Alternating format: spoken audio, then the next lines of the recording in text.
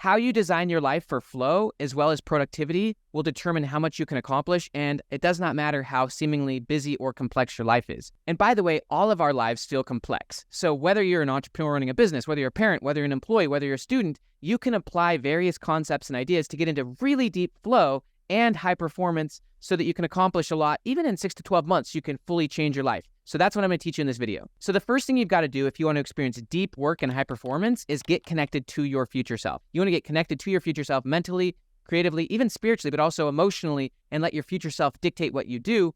And that helps you filter out and prioritize your life. Without being connected to your future self, you can't go down the rabbit hole of doing the deep work towards where you want to go, but also you can't filter out all the noise and nonsense. So let me quickly go ahead, share my screen, and show this quick clip of Daniel Coe. When you view your daily situations from the lens of your future self or from the lens of the goal that you are working towards, you are going to see life in a completely different light, right? You're going to be scrolling on social media, and a post that you normally wouldn't have stopped and looked at is going to stop your scroll, and it is going to help you in the actualization of that goal. Like a fitness post is going to grab your attention more than some mindless, cheap entertainment post. And the same goes with conversations. You're going to listen from the lens of your goal and be able to filter what they say from that so you can spot the things that actually help you move towards that goal. So the main lesson here to end this little section of the video is that if you aren't working towards your ideal future, you're working towards someone else's. Because either way, we are goal-oriented creatures, and if you do not create your own goal and start to invest energy in that identity, you're going to invest energy into the identity that is assigned to you. Everything we do is based on a goal. And in philosophy, they call that teleology. And basically what that means is that everything you're doing is to achieve a goal. Even if it's just listening to this audio or watching this video, you're doing it for some reason. Now, the goal may be approach or avoid. All goals fit into that category, approach or avoid. You're either avoiding something you don't want to do, such as maybe you're watching this because you're avoiding work, right? And you're just distracting yourself, or avoiding, your deep creative project, whatever it is, or it's to approach something you do want. And so you might be watching this to specifically learn how to do things towards your future self, or to how to get into deep work. Either way, everything we do is to achieve a goal. Even getting up and going to the bathroom, the goal would be to go to the bathroom. So every single action a human being can take is to avoid something they don't want or to approach something they do. Every action is goal-oriented. And one of the things he said that is super powerful, super important, is that what you want to do is get connected to your future self, and then you want to let the future filter and dictate what you do in the present. This is extremely important because this is not how most people operate. Most people, they take their present situation and then they use that to project into the future. They let the present conditions, their present resources, their present life dictate the goals for their future. Dan Sullivan and I actually wrote an entire book on this premise called 10x is easier than 2x. To go for 2x, what that means in our language is that you're letting the present shape what you're going to accomplish in the future. You're actually just trying to accomplish more of what you've already done, whereas 10x means you're using your imagination. Albert Einstein said imagination is more important than knowledge. You're making a massively bigger future, even a seemingly impossible future. You're getting connected to that future self, and then you're letting a much bigger, higher future filter what you do here and now. There are two huge cognitive principles or cognitive concepts that are related to high performance, deep work, even getting into flow.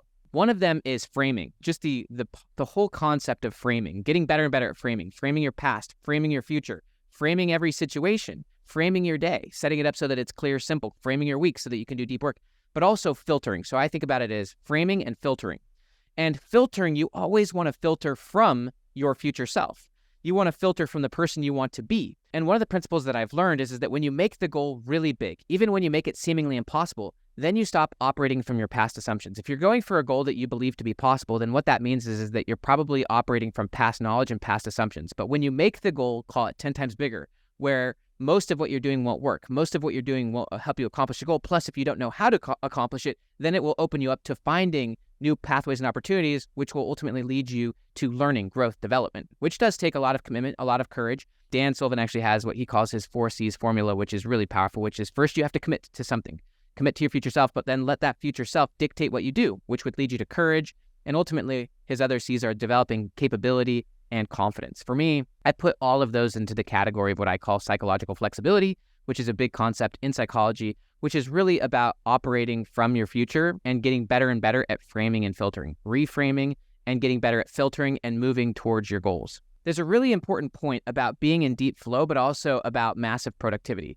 Being in deep flow means that you're really clear on your goal. This is really big in the research on flow, is that if you don't have a clear goal, and you're not operating from that goal, then it's really hard to be in flow because you don't know what to focus on. Having clear goals is actually a core requirement of going deep into flow, because if you don't have a goal, then you don't really know where to focus. But the second thing, and this connects with being connected to your future self, is that success is really about taking 20 steps in one direction, whereas most people are taking one step in 20 different directions. So this is why you want to get connected to your future self and why you want to let the future filter and dictate everything you do here and now. It also filters out all of the noise and distractions that are out there. I love the quote that your input shapes your outlook.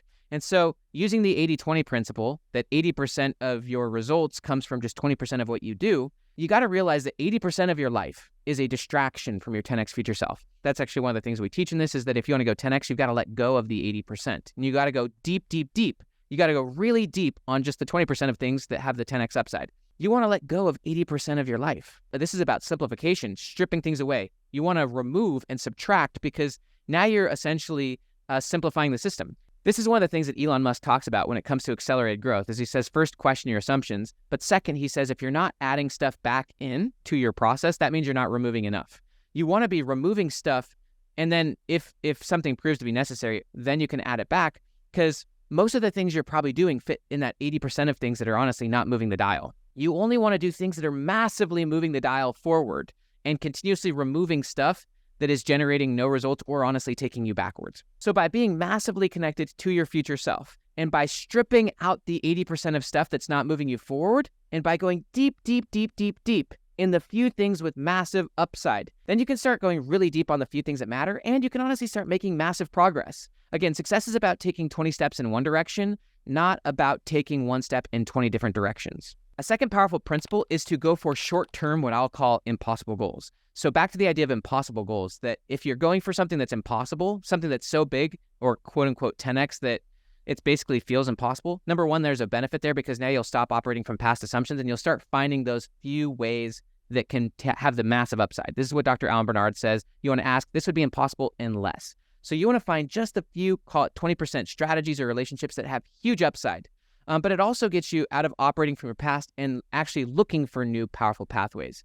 So one of the things that you want to apply, aside from being connected to your higher level future self, is applying more short-term, seemingly impossible goals. So for example, back to me, I have 3 very powerful, impossible goals that I'm going for. And I would say one of them is primarily what I would call, like, I don't believe it's possible. But I've got 3 major goals, and all of them are beyond my current reach. All of them are ridiculous. One of them I feel is absolutely impossible. Having that short-term goal is inviting me to consider what are the few things that would get me there. And it also allows me to eliminate everything else. These 3 things, as it relates to my work, are the things that I feel have the biggest impact on my desired future self. And so you want to go for impossible goals for a few reasons. One is it allows you to cut the fat. It allows you to get rid of the 80% of things that doesn't matter. It allows you to focus deep, deep, deep on the 20% of things that do. Deep work is really how you get into deep flow, and it's how you accomplish a lot of things. You can accomplish a lot if you only have a few priorities. I love the quote from Jim Collins. He says, if you have more than 3 priorities, you have 0. And so when it relates to my work, I really only have 3 goals. There are 3 specific goals that I'm pursuing. They're all so big that it's forcing me to let go of the 80% and find the few 20% that matter. And they allow me to focus. And a lot of the responsibility of those 3 things is not even on me. It's on the quote unquote who's on my team. Dan Sullivan and I wrote Who Not How. And so a lot of the responsibility of those 3 goals are not on me. I apply who not how for all 3 of those goals. I'm just going deep on the few components that are relevant to me and what I want to 10x in terms of my own skills, capabilities, and knowledge. So have some short-term goals that you feel to be impossible. Again, you want them to be impossible so that you stop operating from past assumptions, and so that, using Elon Musk's terms, you can start deleting some of the components that don't matter. A lot of the things that you're doing right now don't matter. That's the 80% of things. Whereas going for impossible goals, only a few things will get you there. And so you want to find those few things and go really deep on those few things, and then start adding team members who can handle massive components of that so that you can just go deep on the few things that matter. So the third part is that after you've set some short-term, seemingly impossible goals that are so massive that they help you strip out the 80% and help you find and go deep on just those few things, you want to start designing better and better weeks.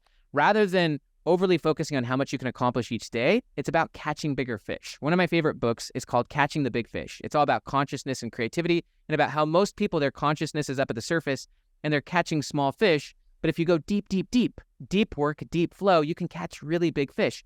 And this is all about quality, not quantity. Quality of attention, meaning that you're only focused on a few things. Your cognitive load, kind of like the tabs on your computer, you've removed those. You've either deleted them or delegated them. You're just going really deep on a few things. Those few things are going to have massive upside. And so you really want to optimize for the week rather than for the day. So just think about 2 or 3 big things you can accomplish that week and then design your week for it. And flow really comes down to 2 things: really deep focus and then extreme recovery. And so not only do you want to have deep focus days, but you also want to have deep recovery days where you fully unplug. In psychology, we call this psychological detachment from work. So you may have a recovery day, what Dan Sullivan calls free days in this book. You might want to have a free day or a recovery day in the middle of your week, but also give yourself the weekend. This is such an important point that if you're constantly working or constantly on, then your ability to go into deep flow is diminished. Again, there's a lot of research on this. If you want to look it up, it's called psychological detachment from work. But it really highlights the importance of being able to turn off. And this is something that's been difficult for me as someone who's very interested in my work. I love my work and also has massive ambitions.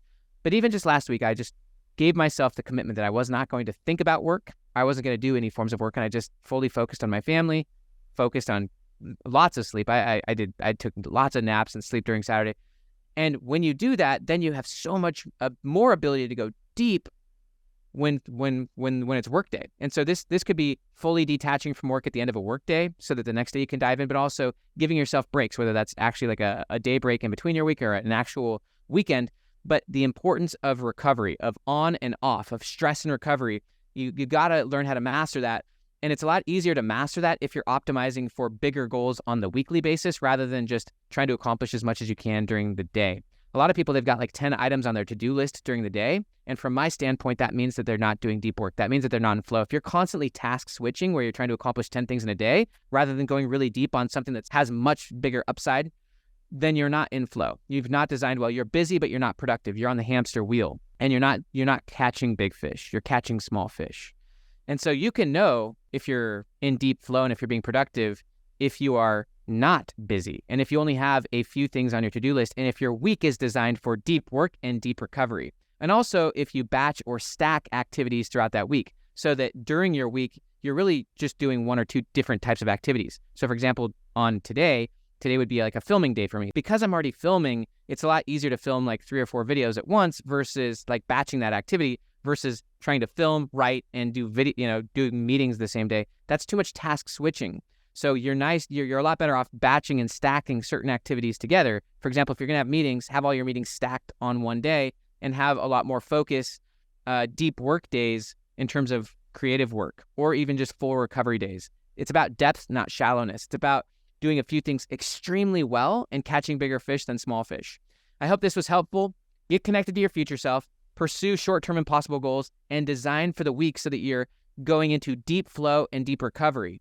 When you're connected to your future self, then you can move in one direction and not be so caught up in the noise. When you're going for seemingly impossible goals, you can filter out the 80% of stuff that does not matter. And when you're designing for the week, you will stop being busy and you'll start being a lot more productive. All right. I hope this helped. My name is Dr. Benjamin Hardy. I hope you enjoy this. If you have not done it yet, check out 10X is easier than 2X. Also check out Be Your Future Self Now. Please like, please subscribe. Have an amazing day.